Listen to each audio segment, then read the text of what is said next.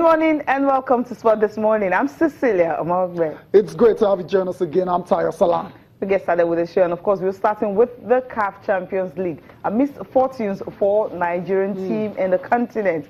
For Rangers, it was a night to forget. A Nigerian actually showed that they didn't have anything to take away from Zamalek. And for Rivers United, well, you would say it was a wonderful night for them in Port Harcourt. Mixed fortunes indeed, Cecilia. I mean, for Rangers, they have it all to do in the second leg. That's on March the 19th at the Nnamdi Azikiwe Stadium.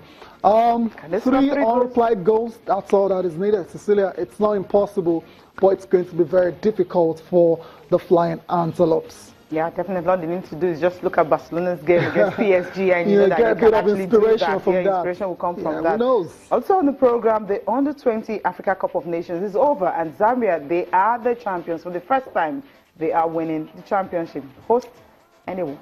Yeah, Cecilia, very impressive tournament for the junior Chipolo Polo.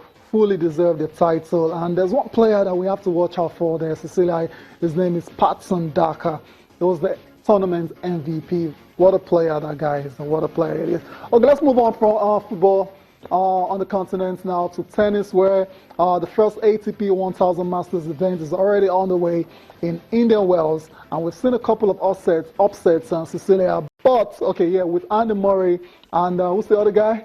Wilfred Songa crashing out early, but no such issues for Rafael Nadal and Roger Federer. Both advanced to the third round in convincing fashion. Cecilia, first of all, what happened to Andy Murray? I mean, he was supposed to be that guy that got lucky with the draw. You know, first half of the draw, not as difficult as what's the other half. Was attainable in the Nadal, Djokovic, all of Del them, all Potro, and the likes. Nick Kyrgios. First round, second round is out. Yeah, he hasn't really. How do I put it now? Indian Wells is not really his best tournament. I agree. So he's not had a fantastic record there. I wasn't surprised.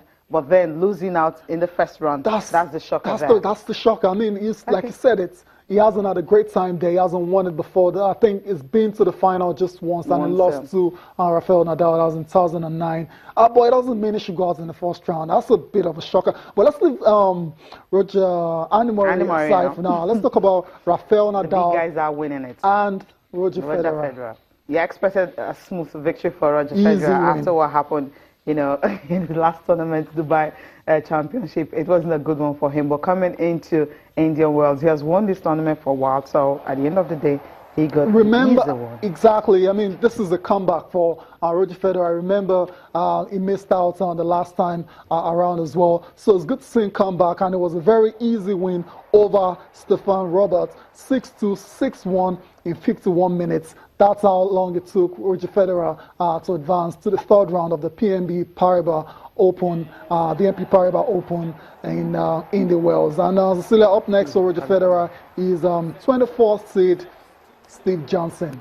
Yeah, that's what I said, because for him, you know, when you start like this, he started very well, then you won your first game.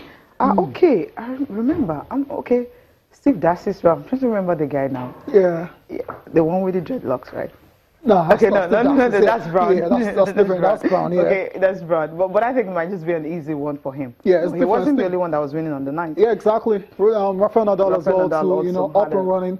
Rafael Nadal, it was a very easy win for him as well. To 6-3, 6-2, he was able to win the second round against Guido Pella, the first ever meeting between those two players. And up next for Rafael Nadal is Fernando Verdasco again. I mean, those two guys, you know, they've become, it's become a rivalry in the last few seasons now, Cecilia. It's simply because, you know, the kind of draw that they had is a very tough one. So meeting Verdasco, you know, we know that he can be very, very fantastic when he's at his very best. Yep. But sometimes when he doesn't come to the party, then Nadal might just win. But with the form Nadal has started the India Open, this one was actually the Indian Wells. It's easy for him, 6-3, 6-2.